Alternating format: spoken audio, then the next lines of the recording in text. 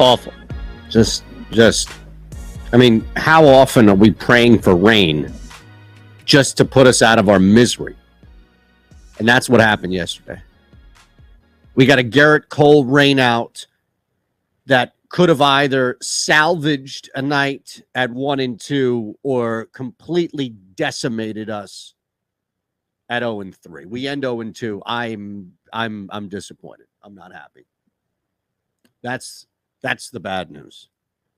Here's the good news. We're back. It's a Wednesday, and we have an opportunity now to break out that broom, and come back from what a ridiculous, awful night that was at 0-2. 0-2. Now, we're going to give you 3 games. I'm going to start right away at Coors Field, and the play here is a no-run first inning with the Brewers and the Rockies. I appreciate you hanging with us on the Odd Shopper channel. We normally don't go 0-2, 0-3. We normally are putting together streaks here, and that's what we do across the board on the NRFI, YRFI video. It's simple. We give you 3 plays. Either a run will be scored or not in the first inning. It's the best, quickest sweat in baseball. So all we need from you is to hit the thumbs up button, subscribe here on the Odd Shopper channel, notification bell. You want to be notified when this stuff drops, lines move. We get that.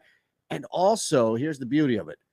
We want you to be a part of what's happening at BetMGM. Let's start with our first play. It's the Rockies, Brewers, no-run first inning at -120. It was brutal, absolutely brutal, the way in which Milwaukee loses this game last night. You've got a team that's hot in the playoff race and getting some plus value for a no run. Now they send Eric Lauer to the hill, 1-2-2 whip. He's one of the better pitchers we know on the staff.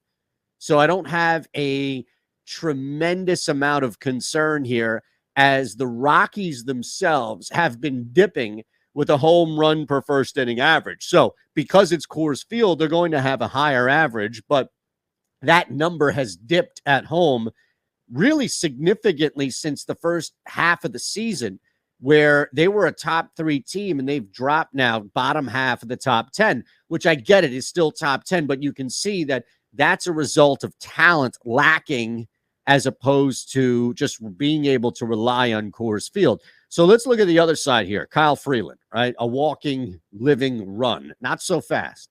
I won't let you slander Kyle Freeland on this particular section of the video when it comes to giving up a run in the first inning at home. 4. And I say only. It's bold. It's italicized. It's all of it. Only 4 of his last 10 home starts have we seen Kyle Freeland give up a run in the first inning at Coors Field. And here's why I emphasize only on a 40% clip, which is high for good pitchers, because it's Kyle Freeland and it's Coors Field. A guy that bad in a situation like that at Coors Field should be giving up 6 or 7 first inning runs over his last 10 starts. So Freeland has been pitching over his head in the first inning when it comes to first inning plays, and that's why we take advantage of +120. Should it be higher? Should it be a better return for this risk? Possibly, but not by much. Not by much. So I think we have an opportunity here to take advantage of a recent / season-long trend where Kyle Freeland has been pitching better than normal at home in the first inning, and Eric Lauer taking on a Rockies team that has been dipping rather significantly when you look at their first inning runs average. All right, let's tell you about BetMGM. We'll get right back to it. Again, last night, regrettable, but if forgettable as well. If you had taken advantage, let's say you signed up at BetMGM and your first bet was one of those stinking losers that I gave out last night in the 0-2 clip, well, you would have gotten it right back, up to $1,000. Maybe put $1,000 on the Nats Cardinals, what have you. It didn't hit. You're upset.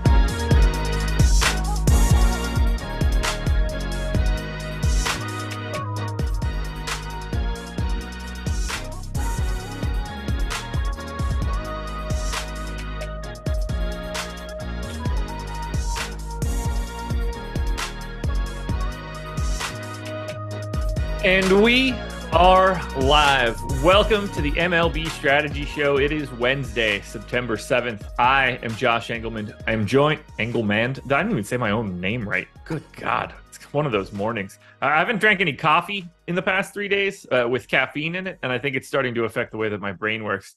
I'm joined by Adam Scherer. I am drinking decaf. We're brought to you by PrizePicks.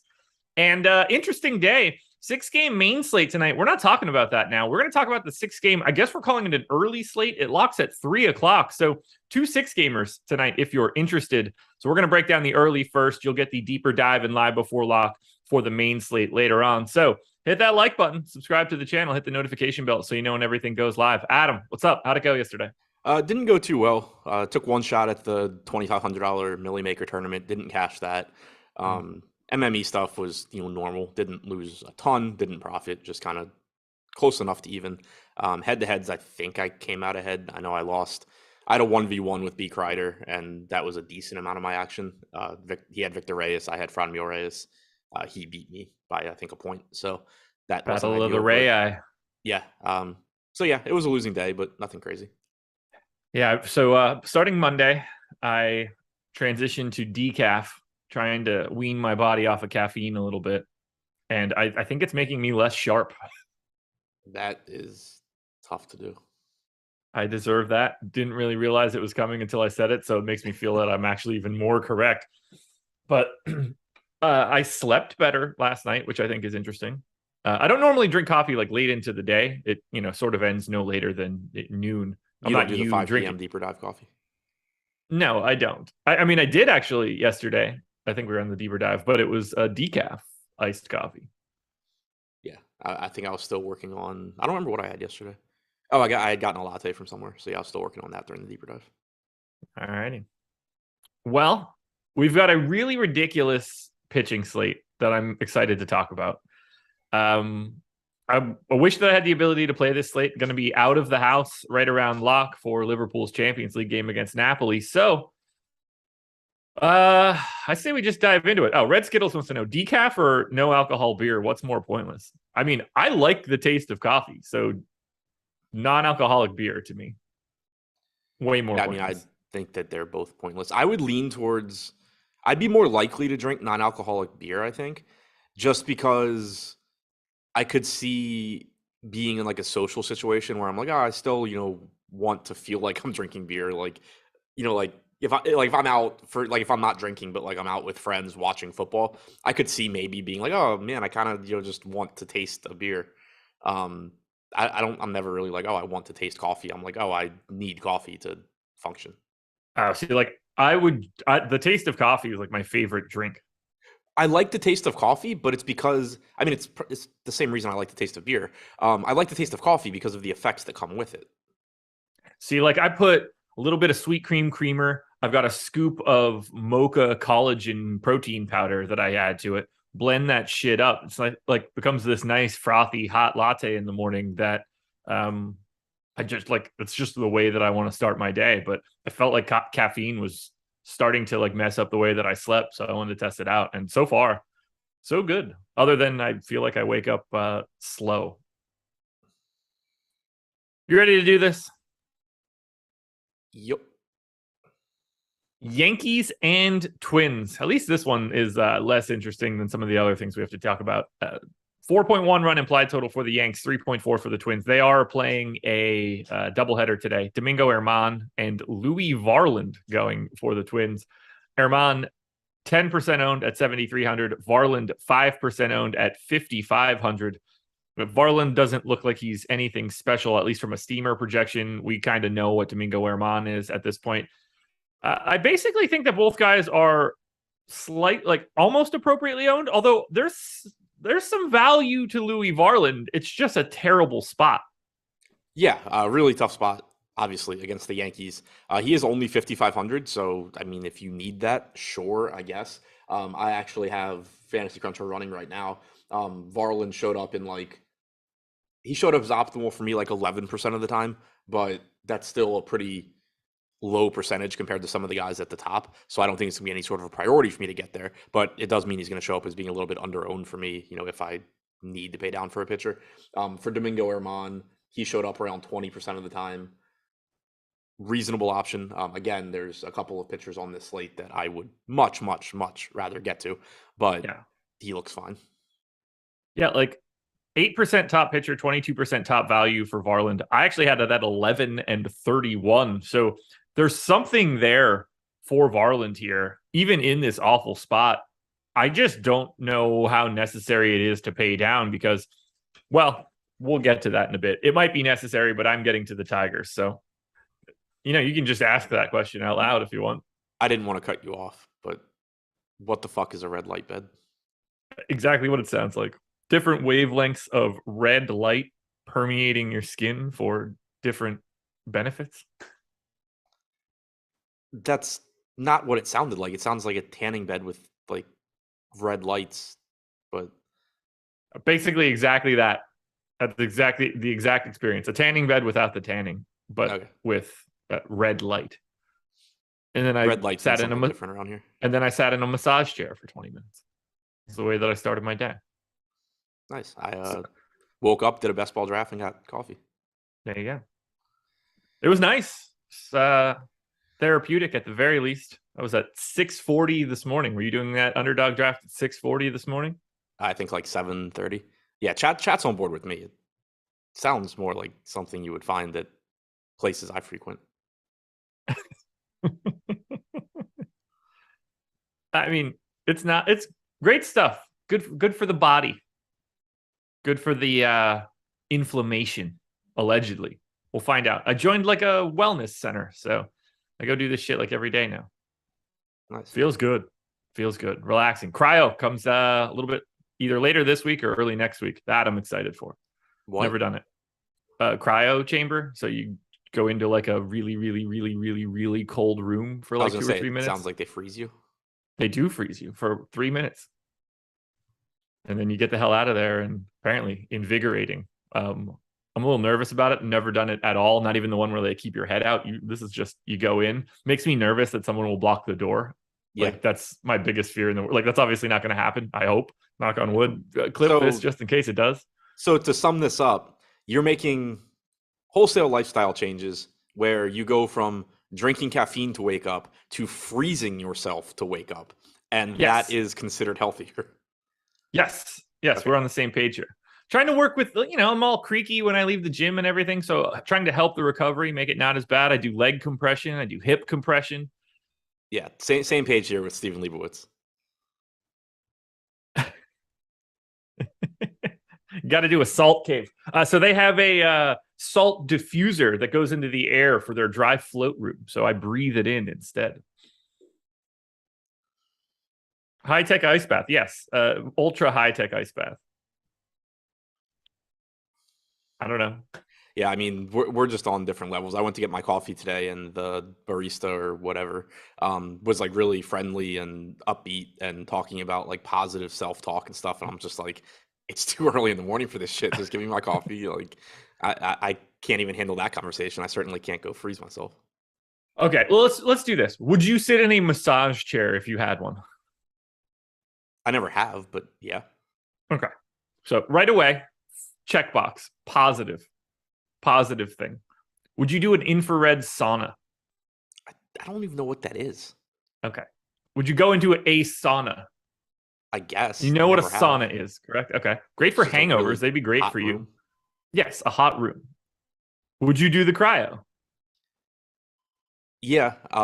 If for no other reason, my preferred method of burial, I think, is to be frozen. So I'll check it out. Okay. You want to be like Ted Williams? Yeah, except with head still attached. Fair enough. They could take my head. That's fine. You would enjoy the compression for sure. You would do everything that is in this place. Yeah, I'm not saying I wouldn't. I'm not saying I wouldn't do them. Like, if I had this in my house or even in my building, maybe. But like, I'm not leaving to do it. I'm gonna just go get coffee instead. This place is directly next to my gym, so it's not like added changes to my life or anything like that. Yeah, and I mean, also, I guess to put in the context, I have a gym in my building. I also have dumbbells and a bench and stuff in my apartment. I've yet to even use my building gym. I just work out in my place. Well, that sounds like a you thing. Yeah. Josh is going to get frostbite He's making a Josh sickle. Josh is aligning his chakras. This is going well for me. I appreciated the person who said that they would block the door. It scares the shit out of me. It's like I think about it constantly. That's a dark message from Clayton. Yeah, I mean, like I'm trying to make it so that doesn't happen. Just because you can have a heart attack doesn't mean you shouldn't do things to make yourself better. That's the opposite of how I live my life. No, but like I could drive my car into traffic too, but I'm not going to stop driving because of it. Like, right. I got to get from point A to point B. Yankees bats, 8th and top stack, 9th. That was quite the left turn. 8th and top stack, 9th in ownership. As per usual, I'm more than okay with getting to the Yankees, but I'm a little surprised to see their top stack be as low as it is. There are 12 teams on this slate. I find it hard to believe that the Yankees have the 8th best chance of being the top of them. Yeah, I'm refreshing right now to see what I have compared to ownership, but I have it 6th and 7.3%, so 2.5% higher than us. I have the Yankees at 7%. There we go. You and I, same page. I just intuitively, I just can't picture this. Like the A's have a 2.7 run implied total. The White Sox, 3.1. The Giants, 3.3. That's 3 teams right there. That's 10, 11, 12. Like, I just find it hard to believe that the 116 WRC plus 180 ISO team in the Yankees is going to struggle to get to. I mean, they're not even half, not even close. Now, I know the Rockies and Brewers are eating up a bit of that in a way that changes the skew of everything, but I like the idea of getting to the Yankees here at 3% ownership. And by the way, it's not even really 3% ownership. It's Aaron Judge and then no one else. Yeah, and I mean with Varland, like this is the guy's major league debut, and he's going up against the Yankees. Yes, he struck out 32% of hitters in his 4 starts at AAA this year, but other than that, the guy's never even pitched above AA, and he had success at AA as well. 26.4% strikeout percentage, 4.31 xFIP. Probably not what you really want when you're essentially jumping 2 levels to face the Yankees. Point being here, there's some underlying talent, but it's the Yankees and some guy making his 5th total appearance above AA. Yeah, to me, it just stands out as a pretty obvious spot to go. They're not even that expensive, at least based on the lineup that I have in here now. Like, obviously, Judge is expensive and Stanton's expensive, but you're getting exactly what you're trying to pay for there. I think the Yankees look good. And that's with me having some interest in Varland. What about the Twins on the opposite side? 9th in top stack, 9th in ownership. I think they're about where they should be today. I don't see them as a priority in any way. 3.4 run implied total is really tough sell there. Yeah, I mean, I have them with about a 5% chance of being the top stack. We have them, I think, about 3%. 3% ownership. So going a little bit under-owned. Domingo Germán is a pretty volatile pitcher, so I don't mind taking bats against him. You do also have the short porch in right field for guys like Arise, Kepler, Gordon. Really like Gordon in particular, though. That salary did finally jump to $3K. I still think it's too cheap, but at least now it's not minimum salary. But the left-handed bats in particular, I'm interested in. All righty. Any cash options here in this game other than Judge? Let me see. Doesn't seem it to me. I don't even think Judge, but yeah, I was gonna say I don't even think Judge is all that likely either. Right, and the reason is just because you have Milwaukee and you have Mike Trout. Yep. But Judge is obviously fine. I didn't get to anybody though. Okay. At least as of well. Now. Let's talk schedule for the rest of the day. Coming up after this, 11 a.m. NFL Strategy Show Ownership Edition. So we're going to get an idea of where all of the ownership stands for today in preparation for Sunday's NFL main slate. MLB Deeper Dive coming up at 5 p.m. NFL Live Before Lock coming up at 6. And since no shows are on in the middle of the day, you guys should watch Liverpool take on Napoli at 3 p.m.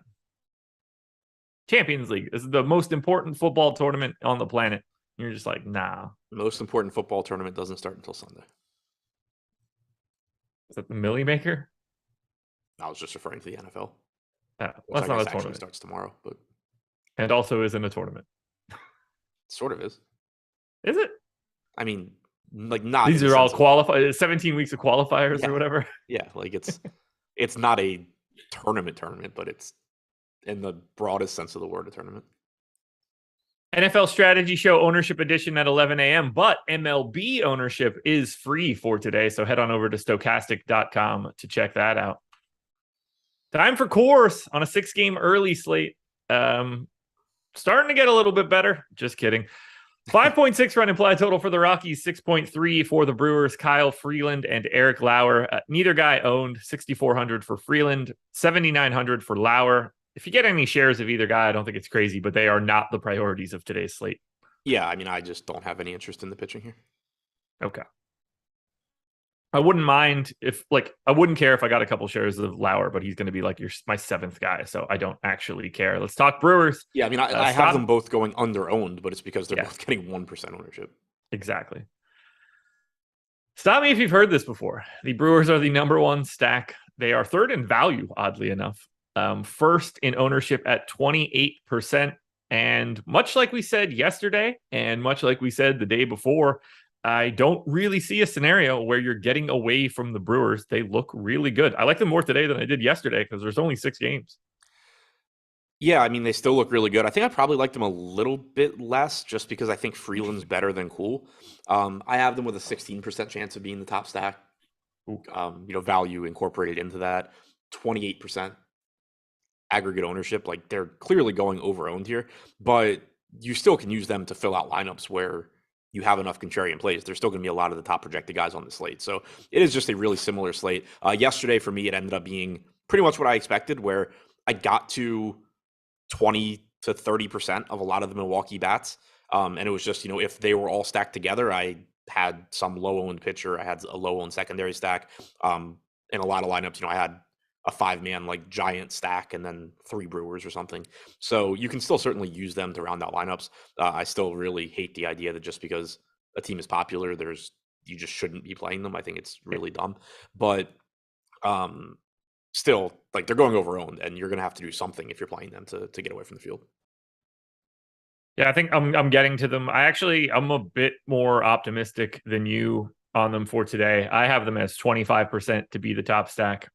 So I'm a little bit lower than our numbers, but still a little bit higher than you. So I got to 22% Brewers. That works for me. And much like yesterday, although the field is here today, I am going to the Colorado Rockies once again. 2nd in top stack, 1st in top value, 2nd in ownership, 22%. So 50% of the hitting ownership on this 6-game early slate is going to this game. And I think it's warranted. And if this Rockies lineup is really what comes out here, 4 guys with MPEs potentially, that is incredibly helpful in this spot. I don't know how you get away from Colorado today. I think they're easier to get to than the Brewers, but I also did yesterday, which worked. I mean, I have them with the same top stack percentage as the Brewers, which that is in part because of the multi-position eligibility. So I still have them being over-owned, just not by as much as the Brewers. Okay. Yeah, I have 22% Brewers, 24% Rockies, just in particular because I think the pay up pitching options are undeniable today. So if I'm paying up with all of my pitching, then it's pretty easy to get to the Brewers and Rockies. Very hard to get different today. Yeah, I'm crunching lineups right now. So by the end of the show, I'll have a decent idea of, obviously we don't have lineups, but if the slate started right now, where I'd be at. But yeah, curious to see for that reason, because the pay up pitching is so much better than the rest of the pitching. And I use pay up loosely. And then the so does DraftKings. So much better. Right. Ultimately, I assume the answer to what you're getting in cash is mostly this game. Yes. My top projected lineup right now has 6 hitters from this game: Mike Trout and Shohei Ohtani. I've got 7 plus Victor Reyes. So there's that. I prefer Mike Trout.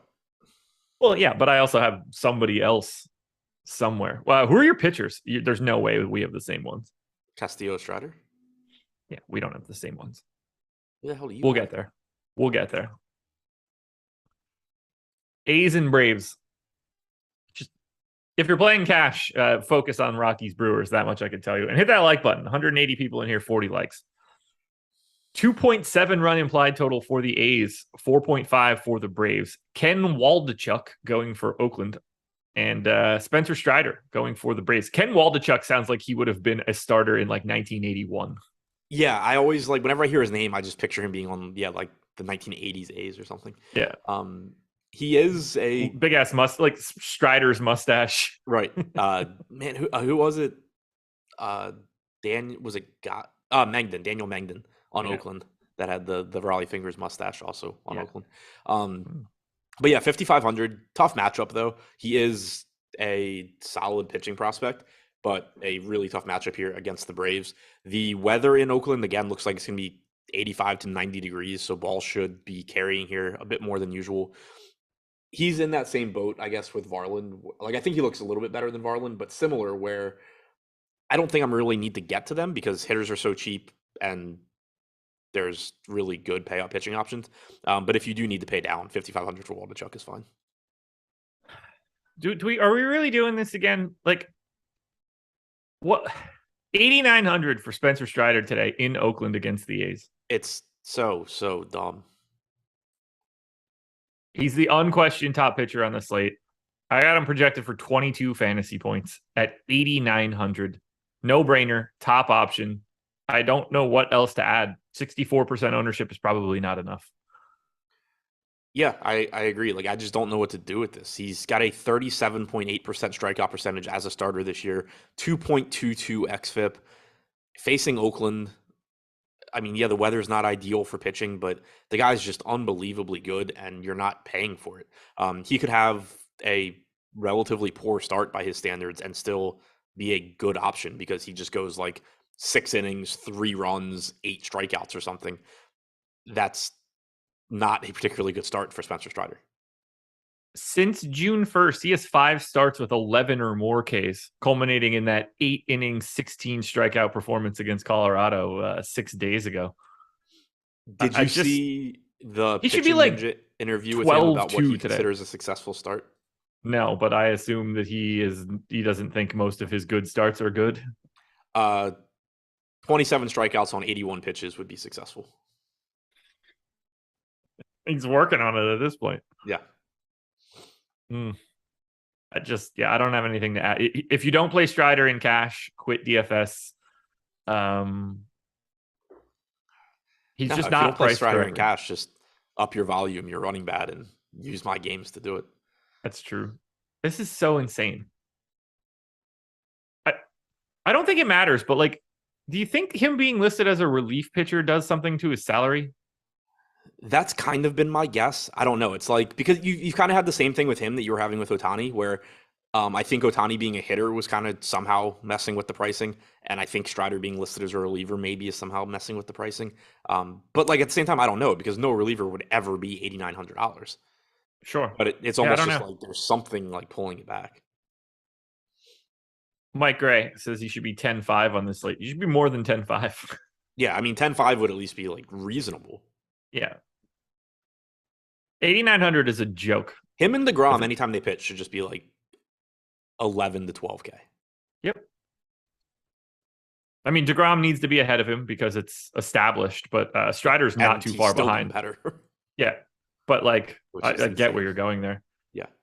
Let's talk about the Braves. Yeah, no, I mean, those two are just like on completely different levels from every other pitcher. I don't think Strider's qualified this year. I know DeGrom's not, but last I checked, of the qualified starting pitchers, the strikeout leaders were Dylan. It was like some combination of Cease, McClanahan, Cole, all around like 32%. And then you have Strider at 38%, and you have DeGrom at 43%. Jesus. Insanity. I hope Strider can I hope he doesn't run into any issues for the next couple of years. Strider should never be more than 7K.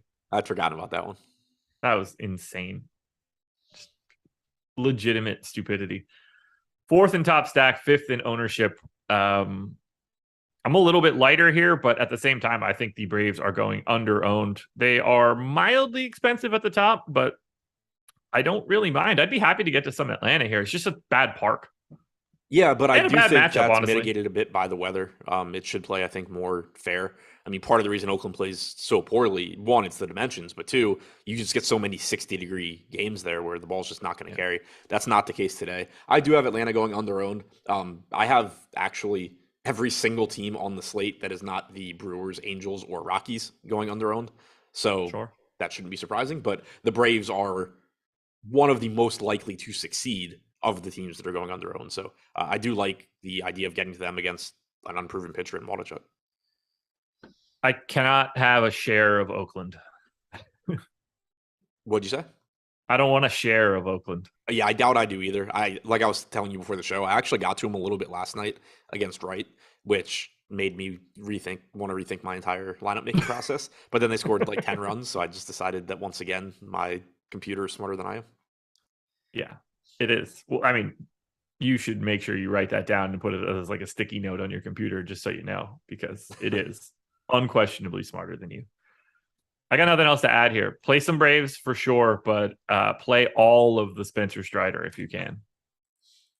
I just finished my crunch, so in a second I'll be able to quantify at least what I would be doing right now, which is basically useless information, but at least interesting to mention. Well, if it helps, everything that you say is generally useless information. So there's also that. While we talk about your useless information, we'll take a brief pause to talk about PrizePicks, the presenting sponsor of this show. If you sign up using the link in the description of this video, you can get up to $100 on your first deposit. If you only have $25, then they'll match you with 25. But if you can put in 100, they will match with 100. They've got NASCAR, F1, trucks, MMA, tennis, soccer, golf, football, highlight, disc golf, all sorts of different things, including baseball. We're going to talk about baseball right now. You don't have to worry about like sharks or optimizers. You know, this isn't an FC product here. Not that we don't love it, but you're building parlay cards. You got to take over-unders. So I'm going to hit Adam with a couple of the pitcher fantasy scores for today. And we're going to start with our boy, Spencer Strider. Do you have a guess what his line is? Probably better than whatever DraftKings has him projected at. It is actually 43.5 is the pitcher fantasy score, which I'm actually like slightly below. Yeah. So, I mean, we're at 35.5. I still kind of think that's low. Like, because like Strider's tough from a projection standpoint too, because this is a rookie who we don't have like a major sample of him being the best non-DeGrom strikeout pitcher in the league. So I almost feel like projections are still coming in kind of low on him too. We have him at 35.5. I mean, that's obviously a big gap between there and 43. So like, even if you do think, you know, maybe it's 10% low, you're still taking the under. What about Domingo Herman? 24.5. Over. This trend is just every day. Good pitcher under, bad pitcher over. Yeah. We're either dumb or crushing it. You know? Yeah. Check out PrizePicks. Listen to Adam and I and either win a lot of money or win none of it and do the opposite that we say. Because there is something valuable about the person that gets everything wrong. You don't want to be neutral. You either want to be really good or really bad. Because if you're really bad, then you can just be the opposite of bad. Yeah. Most people don't realize that. Yeah, you can either be, I mean, Ben the Better gets plenty of views. That's not how I meant it. Knowing that I was like a 42% something would be great once I had that data. Because then it's just like, okay, well, I'm just going to run the opposite of everything that I do. George Costanza style. Yeah. And then I'm a 58% something. Yeah, I mean, if like, obviously you're doing something wrong if you're wrong all the time, but if you're like way like it's just, I mean, depending on what game you're talking about, like if you lose DFS 95% of the time, that doesn't mean anything. It probably just means you don't know how to play the game. But if you're talking about something like betting over unders where like you're just never going to be wrong more than 55-60% of the time, if you're somehow wrong 90% of the time, that's just as impressive or just as unlikely as winning 90% of the time. Obviously not as impressive, but you can also sort of maybe reverse engineer what you're doing and be better. Well, yeah, like from a sports betting perspective, being aggressively wrong is actually a benefit. I get like 49.5% of my neutral picks right is bad, because then you're just getting eaten by the rake. But if you find out you're really shitty, then just track yourself and do the opposite. Like if you've got a model that spits stuff out as a negative RO, like an aggressive negative ROI model, then it's oddly positive on the opposite side. Weird like that. So we're doing this again. So I put in I got everything updated. Substantially underweight on Milwaukee. highest owned team is Colorado. I think that makes sense just because I had them in Milwaukee being the most likely teams to succeed. Colorado getting less ownership. I played more Colorado, less Milwaukee. Tons of Detroit. We haven't talked about them yet, but that was an issue last night as well. I am getting a lot of have Atlanta. 20-something% Detroit right now, so we're going to have the same conversation. Yeah, the 4 teams I'm getting to a lot, or in double digits, like exposure, are Colorado, Atlanta, Milwaukee, but nowhere near the field, and Detroit. All righty. Over on the Yankees as well, like 2x. Let's get into it here. 5-run implied total for the Angels, 3.7 for the Tigers. Patrick Sandoval and Drew Hutchison. Hutchison unowned. Sandoval, 8,600 here in a great strikeout matchup against the Tigers. 38% owned. It's going to take me a second because we're going to need to talk about Kershaw in a bit. But what do you think of this Sandoval ownership? Because he's a guy that has been completely removed from my crunch, essentially. And I'm not entirely sure why. I got to like 21%. So he was my third highest owned pitcher on DraftKings, but a big drop from Castillo Strider to Sandoval. Sure. He's a good strikeout pitcher. It's a perfectly fine matchup for him. It is like 100 degrees in LA. So this is another situation where Angels Park plays well for hitters anyway, but it's going to play even better when it's 100 degrees. 8,600 though is a reasonable price tag. He's struck out 24% of hitters this year, 3.7 xFIP against righties, which I assume you're going to get plenty of from Detroit. Still a 24% strikeout percentage, only a 116 expected ISO. He's a good pitcher, and so I don't mind getting to him here. Kind of like I alluded to before, I'm also getting to the Tigers, but he's, I think, the third or fourth. Like the way I see this slate is Castillo Strider is tier 1. Tier 2 is Kershaw Sandoval. Tier 3 is pretty much Armand. And then tier 4 is like everybody else. We'll see. We might have a slight difference in one of those, but we'll get to that when we need to get to that. I actually ran this crunch wrong. My lineup is listing one guy twice. I'm going to correct for that and rerun the crunch in a second. Chunk to Deuce said, I know we passed it and y'all don't typically give a shit, but can we talk about Billy Hamilton's BVP against Garrett Cole? 15 stolen bases and 28 plate appearances. So for one, Garrett Cole's not pitching the first game. For two, Garrett Cole's just terrible at holding runners. Billy Hamilton's only redeeming quality in Major League Baseball, well, is his defense and his speed. So yeah, I mean, there's nothing surprising about that. Anytime Billy Hamilton gets on base against most pitchers, he's going to steal. Against Garrett Cole, he's certainly going to steal. Yeah, I don't think that he's going to have a bad run for anybody you want to pick there. Like if he's had if he's had 28 plate appearances, he's just going to have a lot of stolen bases if he's gotten on. I think the more interesting thing is that he's gotten on 28 times and stolen 15 bags because he got on against Garrett Cole. Like, I'll say him getting on base is the surprising part, but him having I wouldn't even expect him to get to 15 aggregate because I don't think that he would have like 15 opportunities. Right. I mean, unless he's stealing second, stealing third, going back to first and starting over. Yeah, do they let him start from scratch again to pick more up? And Cole also used to be a lot worse at holding runners than he is now. He's not terrible anymore. He's graded out as like average to slightly below average each of the last 6 years. But before that, and keep in mind, Billy Hamilton was on the Reds, I believe the same time Cole was on the Pirates, so they were facing each other a lot. Garrett Cole was just giving up stolen bases like he was Noah Syndergaard. Yeah, it's ultimately that stat is 100% meaningless. So I forgot Billy Hamilton was 320 against anybody's insane. Yeah. If Billy Hamilton were able to actually hit 320, he'd be one of the best players in baseball. Oh yeah. As weird as it is to like think about and say, like he'd be the premier leadoff hitter swiping. God, he'd probably have 100 steals a year. He'd be like Ricky Henderson, right? Except Henderson had more power. Yeah. All right. I don't think that we're going to be talking at all about Drew Hutchison. So Tyler Glasnow is not a random thought. We were just talking about guys that can't hold runners to save their lives.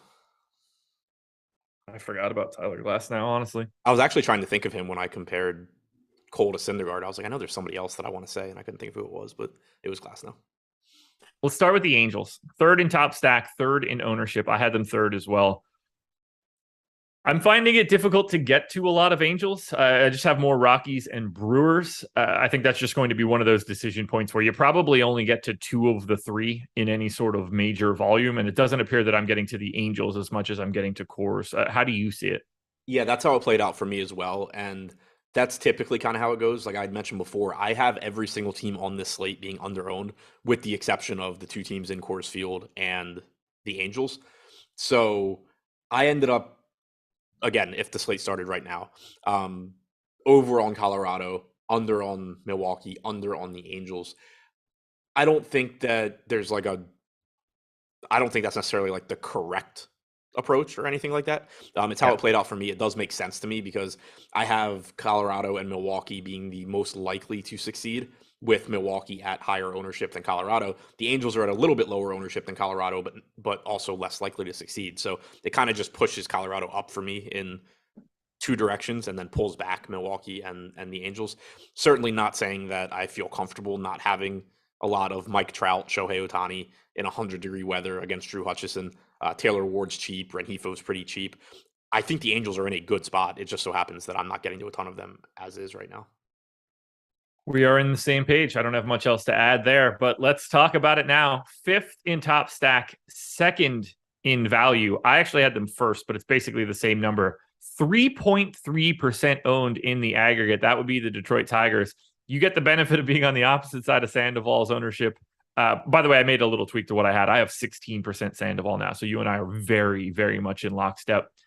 I have all of the Tigers once again. I'm like 3 or 4 times the field, and it's because I want all of the best bats and I want all of the best pitching. And you can kind of do that by augmenting that with the Tigers' value. Yeah. It just seems like a lot of my lineups, at least right now, are going to be either Patrick Sandoval or the Detroit Tigers. And I don't really think that's a bad, when you kind of take a step back and think about it from a higher level, I don't think that's a bad thing, because we know Sandoval's got upside here at 8,600 against the Tigers. And he's popular, but he's not as popular as Castillo and Strider. So, if you go to him in a lineup, you are saving some ownership off of one of them. And so, like, if he pitches well at 8,600, he can pretty easily be a useful piece on this slate. If he doesn't pitch well, though, you're getting a really cheap team at no ownership in 100-degree weather in a favorable hitter's park on a slate where it's really difficult to differentiate. So it kind of just ends up playing out where it's just like, yeah, I like Sandoval. I don't want to just completely get away from him. But if I'm not playing Sandoval, I may as well be mixing in some of these low-owned Tigers bats and just hoping for the best. Yep, and that is exactly how it's shaking out for me. Really happy that I'm not playing this slate just because of it, because it's just not a fun team to get to. But I like everything else that I'm getting to, so no complaints here. Go Tigers, evidently. Yeah, and one other thing to clarify, I said I wasn't getting to much Angels. They are still my 5th or 6th highest owned stack. It's just, they're the field's 3rd highest. Sure. You're not getting all the way up to 18%. No, it's just like with the Brewers. They are my 3rd or 4th highest owned stack, but they're nowhere close to the field. All righty. Anything else we want to touch on here, which is sneaky, like a very important game? No, I'm apparently just going to have like everything other than Drew Hutchison in this game. There it is. Well, if you want to have everything there is for Stokastic Plus NFL, you are in luck. You can use the promo code SCRAMBLE, SCRAMBLE, 7 days of our Stokastic Plus Platinum for just $7. That is 70% off the original price. That is going to cover everything that we have. Our brand new lineup generator, which got debuted to Adam and I while we were in Chicago. Really cool tool. Player projections, ownership projections, top stack, boom bust, and more. Fantasy Cruncher, not included. It is an add-on, can be very easily added at checkout. This offer is only going to exist until Tuesday. So if you're trying to get in for the first 7 days, now is the time to do so. Scramble is the promo code. 7 days of Stokastic Plus NFL for just $7. Perfect opportunity to check out what we've got for the NFL. And the link is in the chat, so click that as well. Mariners and White Sox. 4.2 run implied total for the Mariners, 3.1 for the White Sox. Luis Castillo and Michael Kopech going here. Castillo, 50% owned, 9,800 in this spot against the White Sox. Michael Kopech, unowned, 7,100 here against Seattle. We're going to start with Castillo because of the ownership. I like Luis Castillo quite a bit here. I feel like he's a tad overowned. I think he's a little overowned, but it's not really by that wide of a margin for me. Like I had him optimal around 43% of the time. We have him with 49% ownership.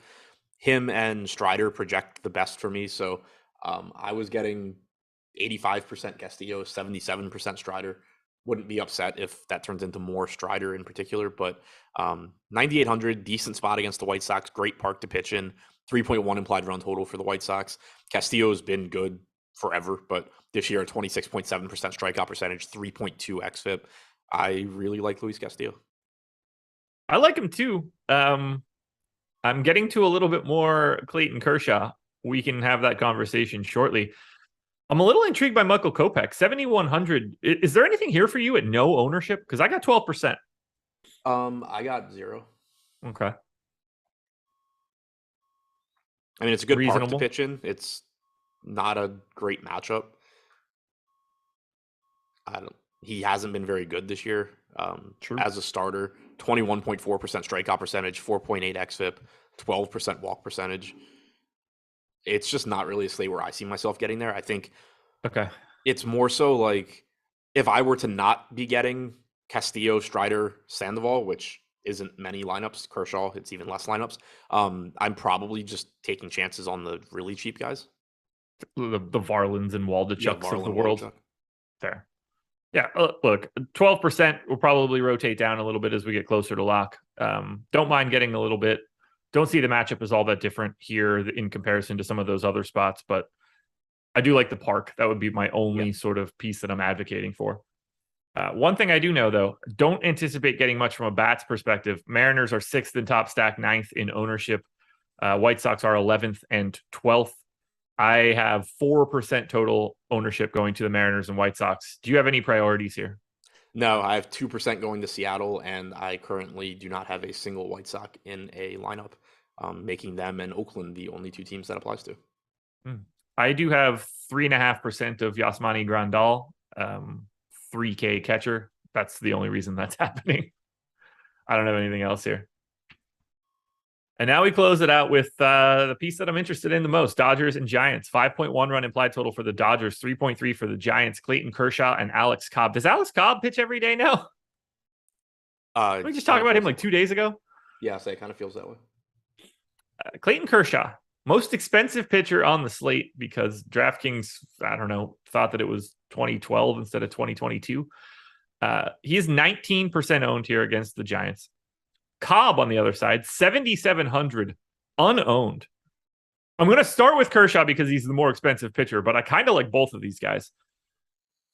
Is Kershaw under-owned to you? Clearly, the answer is about to be no, but we'll follow that I think it's pretty much correct. I had him at 21%. What do we have him projected 21% for? optimal. We have him at like 19% ownership. What do we have him fantasy point projected for? 18.9. And what do we have Castillo at? 20.5.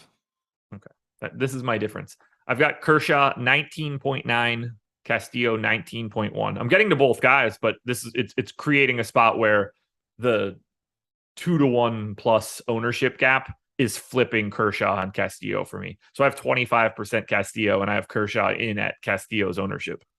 My issue there is I don't think they have the same leash. Okay. So that is where I wanted to have the conversation. I didn't know. I have him in for 5 2/3, but I don't know how much more is coming after that at most. And it makes me want to like concern. In the 2 starts he's made, or not. So August 4th, he threw 66 pitches. That's the game I think he left early. His first start back, September 1st, 74 pitches, 5 innings. I assume he can get to like 85, 90, but the Dodgers aren't playing for anything. They simply want Clayton Kershaw available to pitch next month. The Mariners are playing for something, and Castillo is not dealing with any current injury. So if Castillo is pitching well, there's no reason he can't go deep into this game. In his last 5 starts, he's thrown 96, 115, 86, 109, 110 pitches. I would be very surprised, and this isn't based on anything I've read, just kind of common sense. I'd be surprised if Kershaw threw more than 90. Yeah. I took an out off of him now, and it's not even out of the realm of possibility that I would take another one off of him. That does bring him, just by taking one out away, I have him now 0.3 of a point behind Castillo. I just knew that when I loaded it in, I wanted to get your thoughts on the actual depth of what we could see here for Kershaw, because I thought that was what was skewing it. But the gap in ownership was so big that I didn't know if it was going to even matter for me, that it was just kind of flipping those guys by default, which in a way it is. It just doesn't know that Kershaw doesn't have that same sort of depth. Right. And the way I think about it too, because you have the price on Kershaw too being more expensive than Strider and more expensive than Castillo. Kershaw can still be the pitcher that you need if at least two of, Strider, Castillo, and Sandoval struggle. And, 18, 20 points from Kershaw ends up just being a winner.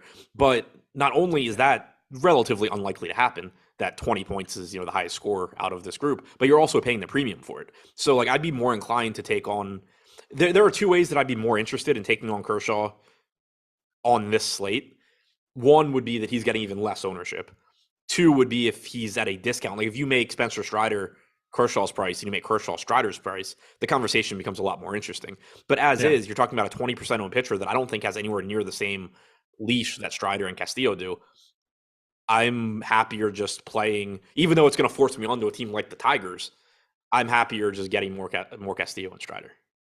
Yeah, I think it was part of the reason that I was driving up a lot of the Tigers. Ultimately, I don't know if the 10-2 price tag on Kershaw matters all that much today, just because of what the value really does look like. I'm going to be over that mark on Kershaw on a day like today. I just know that that's going to happen. Even if I bring him down a little bit more, I would need to see a slight reduction in Luis Castillo's ownership to really affect Kershaw, I think. But the bigger question I have for you is, do you like Alex Cobb today? Because I do. I do not. Well, let me be more specific. I like Alex Cobb at 1% ownership in this spot. I think he's the most under-owned pitcher of the slate. I think he's going under-owned. I still didn't get to any. Okay. But I got to 70. Like he's more talented than a $7,700 pitcher. He's got a 24.7% strikeout percentage. To put that in context, it's slightly higher than Patrick Sandoval. 2.8 xFIP is like a full run better than Patrick Sandoval. He's facing the Dodgers, which obviously is not ideal. It's 100 degrees in LA, also not ideal. I'm not getting there, but if you wanted to make the case like, hey, I'm going to play the Brewers, and to help offset that, I'm going to gamble on Alex Cobb, then by all means, go for it. I don't have any. Yeah. So I bumped Cobb's ownership to 3% just to make sure that I'm not causing any sort of really crazy stuff for him being 1. I get to 15%. I have him in at 2.5 and okay. Got to none. Yeah, I got to 15% Cobb here. Just one of those slates. I don't know. Enjoy. I mean, I've played a lot, and you also have played a lot worse pitchers in much more volume than Alex Cobb. You think Chris Bubich is worse than Alex Cobb? I was just surprised. I was surprised to see him pop the way that he did. Nothing from a bats perspective is popping here, although I'd be happy to get to some Dodgers. 5th in top stack, 4th in ownership. I'm a little bit lighter, but I'm not really getting to the bats. This is just another spot where I'd be more likely to get to the Angels, I think. I'm already not getting there. Do you get to the Dodgers here? Not a lot. I have them going a little bit under-owned, but not as low ownership as the Braves, which is kind of pushing the Braves up ahead of the Dodgers for me amongst the those two teams that I can pay up for. So I have less Dodgers than Braves and Yankees. I'm getting to some, but like right around half the field. I don't think it would take a lot to change that, but yeah. Certainly happier to take a lower-owned Braves team against Ken Waldichuk than a higher-owned Dodgers team against Alex Cobb. Absolutely. Not really getting to the Giants here. Regardless of what Kershaw's leash is, I don't see this as a very good spot. Yeah, I'm around the field at like 3 to 4%. I mean, normally I get like 12% Giants, so I'm really happy to not see them here in my lineups. Anything else? Dodgers, Giants? No. All righty. Let's sum it all up, because we've got NFL Strategy Show Ownership Edition coming up after this. Adam, favorite pitchers for today? Castillo, Strider. Okay. Strider, obviously for sure. That's chalk, but I'm getting 75+% of both, so don't really see a way around it. Strider for sure for me. If Kershaw maintains under 20%, I do like him in GPPs. If you want to join me, Alex Cobb is the guy that's not getting any ownership that I think you guys should take a shot on. Favorite stacks? Colorado. Tell me more about the chalk. if the slate started right now, Colorado, Tigers, Atlanta, Brewers are my fourth highest owned. So again, I like the Brewers. I don't like them as much as the field does. Of those teams, the ones that I am actually happy to be getting to are the Rockies and the Braves. If I somehow lose all of that Detroit, I will not be upset. But all of that Detroit is allowing me to get to Strider and Castillo's ownership. I have the exact same answer as you with one pivot, but Rockies, Brewers, Tigers, and you won't even bat an eye here. I've turned your Braves into the Yankees. I'm 2x the field on the Yankees too. Yeah, those are. I'm over on the Braves as well, but like the Yankees are the bigger step. But yeah, the Yankees and Braves are filling the same void in this conversation. Yep. That'll do it, folks. Another MLB strategy show in the books. Remember, Adam will have his 20 plays videos coming out a little bit later. Deeper dive and live before lock will be for the main slate, so you get fresh eyes on that one. Although Adam's eyes will be fresh either way. I will not be on either one of those shows. Go Liverpool tonight, everybody. Thank you to PrizePicks for being the sponsor. We are out of here. Peace.